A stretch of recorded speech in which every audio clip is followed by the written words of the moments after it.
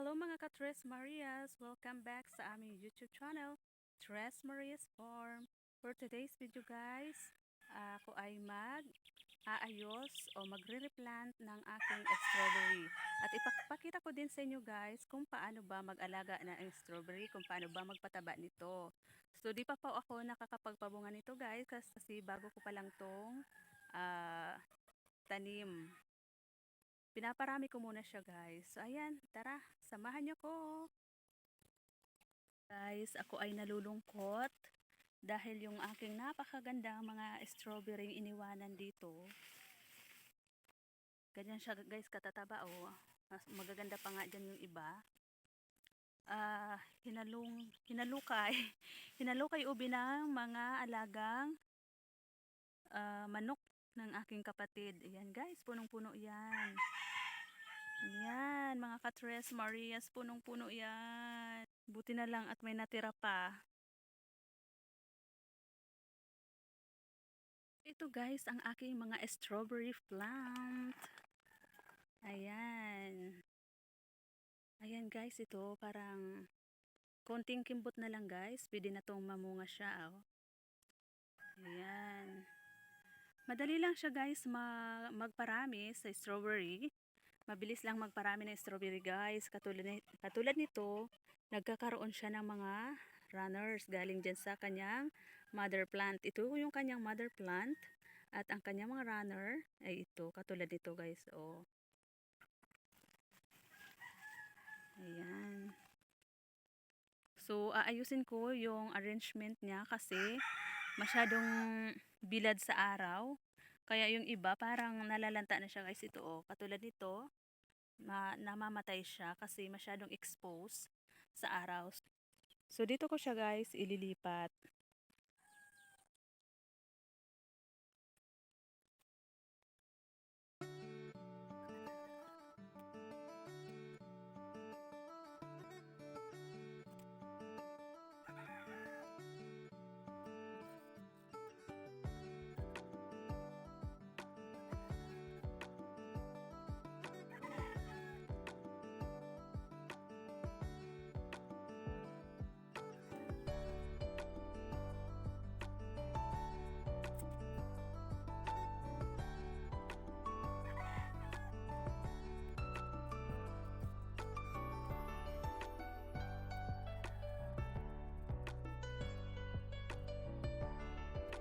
Madali lang ba guys makapagparami ng strawberry?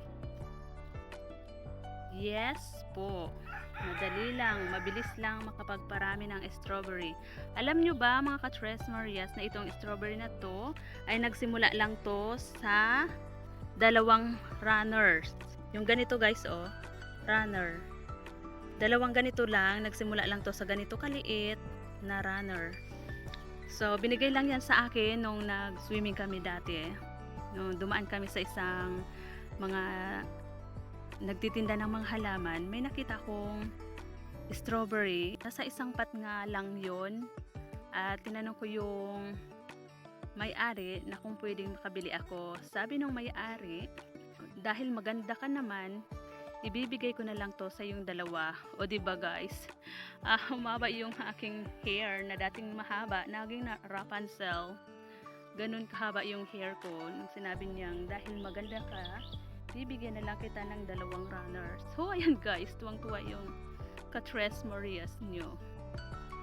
So ayan guys, pinarami ko na siyang pinarami. So ayan, dalawang ganito lang siya, dalawang runners lang.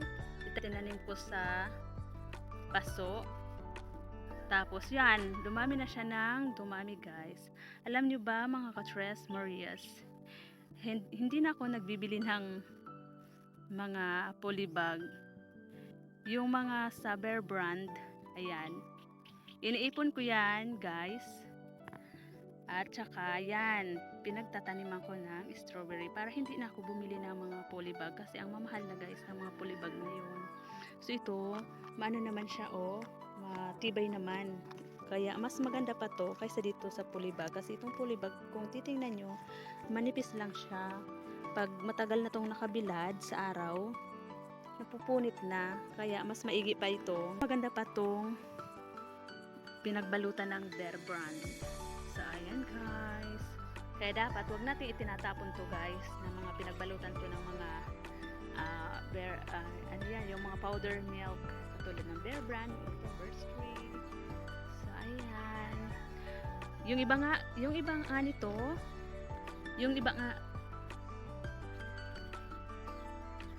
yung iba nga yung ganyan yung pinagbalutan ng galing sa online shop, hindi ko yan tinatapon, pinagtataniman ko pa rin yan ng mga strawberry ko, at saka itong yung sa mga ice cream.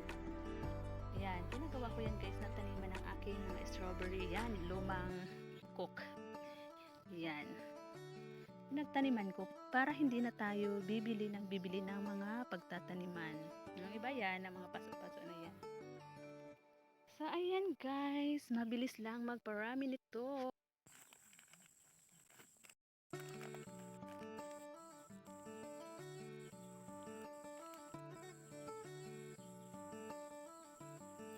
Since maiksi pa ito guys, maghanap tayo ng mahabang runner.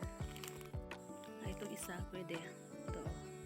Yan kasya. Tutusok lang natin dyan ng konti.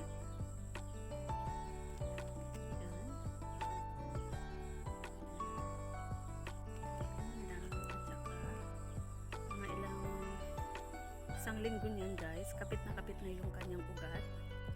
Pwede na natin siyang tanggalin dito. So medyo nga napagbayaan ko to nung nagbakasyon ako dun sa isang bahay namin sa Albay. Kaya ayan, ito mga kaibigan, punong-puno yan ng strawberry. Ito nalukay ubi na mga manok. Ito yung natira magaganda siya. Naka-direct yan sa lupa talaga. Yung sa ilalim niya, ito yung mga ipa at saka yung mga pinagsunugan din ng mga dayami ng palay. Pinailalim ko sa lupa. So ayan, ang matataba naman sila guys. Kailangan lagyan ko na to ng pangpabunga. Tapos kailangan ito makakapal na yung mga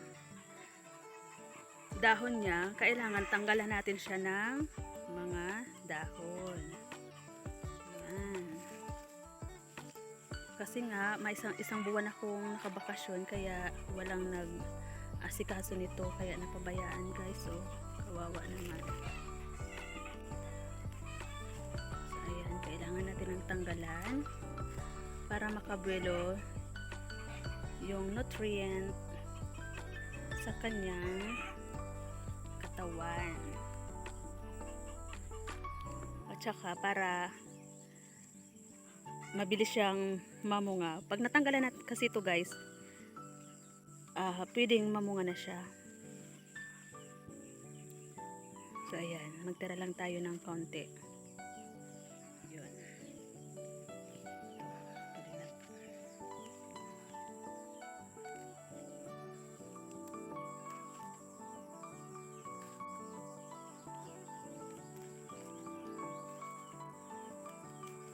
Susunod guys, pag namunga to at pag namulaklak na, ipapakita ko ulit sa inyo, i-update ko kayo pag ito ay nagkaroon na ng bulaklak o kaya bunga.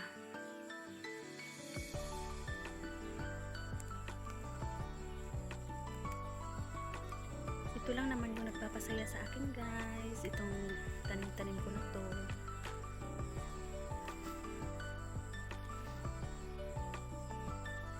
Pag andito kami sa farm, hindi kami nagsasayang ng oras.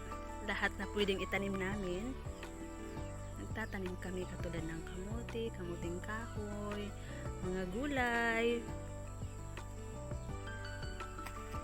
Tapos malapit na naman kami mag-tanim sa aming palayan.